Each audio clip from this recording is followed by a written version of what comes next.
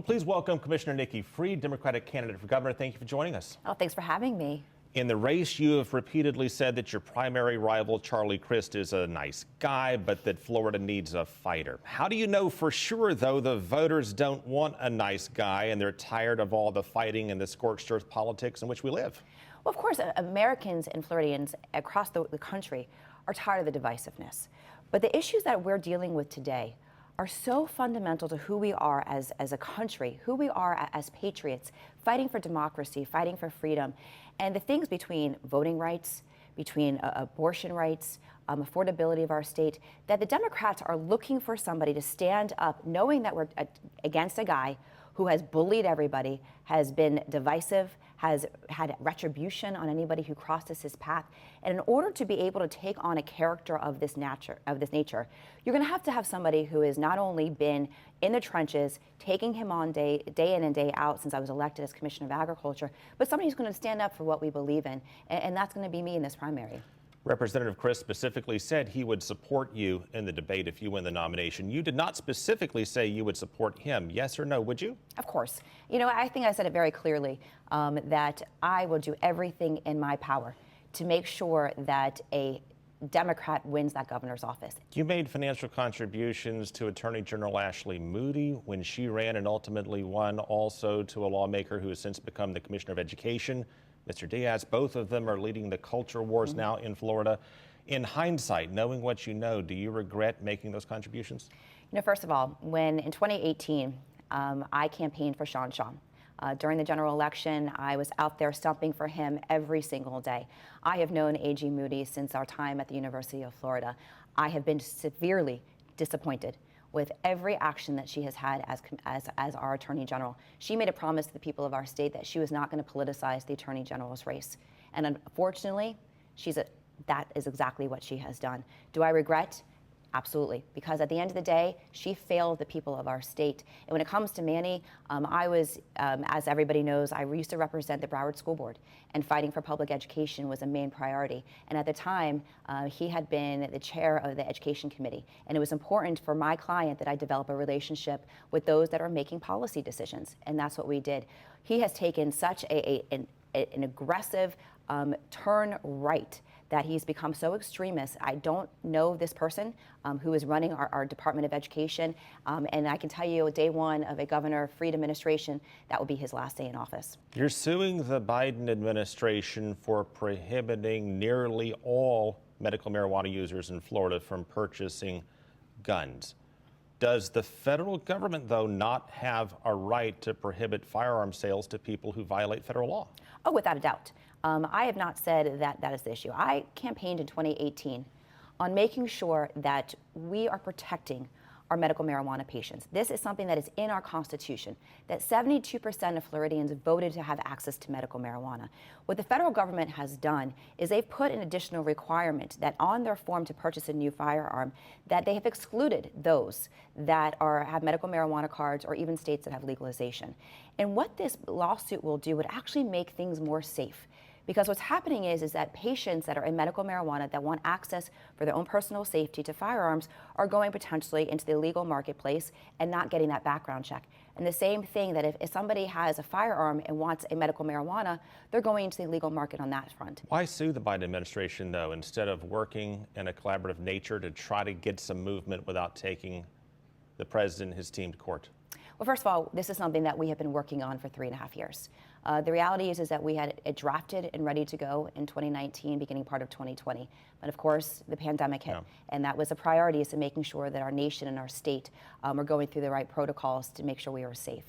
And then at that point, we have been reaching out to the Biden administration. We have been reaching out to those members of the House and the Senate to see where we are on moving the ball forward on legalization. And unfortunately, this is one of those issues that there just happens to not be movement. And I know that the White House is focused on, first it was the pandemic, and now we obviously have inflation issues and supply chain issues. And so there's other things that they're focusing on. This is something that was a promise that I made to the people of our state, a promise that I made in 2018, and I'm living up to my promises that I made to the people. You support the legalization of marijuana for recreational use. Yes. Would you also extend that to psychedelic medicines like magic mushrooms? And where do you draw the distinction if not?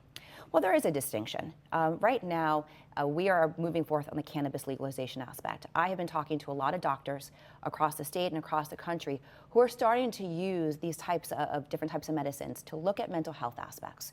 And so I've been at conferences where I've heard some of this research being done, and so I'm definitely, without a doubt, open to the conversation. And I think that as I'm hearing from more and more doctors who are looking for other ways to deal with mental health, that this is something that needs to be discussed on a more national level. Would you pursue options to consider financial reparations to African Americans residing in Florida who can demonstrate they had ancestors who were slaves? I've said this before. I would absolutely support a piece of legislation that looks into how we deal with reparations, because look, here at the end of the day, we still have such a big divide in our state and our country that we're seeing. The fact is that still a larger percentage of Black men and Black women and those of other colors, communities of color, that are in our jail and prison system. That we know that 90% of our Black children are falling below the poverty line and also falling below our academic lines. And so we've got to make sure that we're looking at ways to elevate everybody up. And some of that happens to be the disparities that have come across in our nation's history. And so I've said very clearly that I would absolutely support some legislation that looks into what reparations would look like in our state and how we make sure that they're fair. State-run Citizens Insurance is supposed to be the insurer of last resort. So it's supposed to cost more, is it not? And it's supposed to cover less. Mm-hmm. I got dropped. Yep. And in searching for new policies, I found private options and then a Citizens option that was much cheaper than the private options. Well, a couple of $100 cheaper. So is Citizens underpriced, and should rates go up higher than they currently are for Citizens? So here's the problem. What we have done here, Citizens is absolutely supposed to be the insurer of last resort, not the only resort. And what we continue to do is put more of our policies into Citizens, because the domestic market is literally collapsing and they're leaving the state. And so what we need to be doing is actually creating a more diverse marketplace, a more competitive marketplace, so those in the private sector can get actually lower premiums. So rates should go up for Citizens? So rates go up for Citizens. Look, we're in a situation right now that everybody's property insurance rates are going through the roof. I'm hearing these stories all across the country. Whether you have an individual who has been told that they can't get a new policy if in fact they don't have a new roof, that's fraud.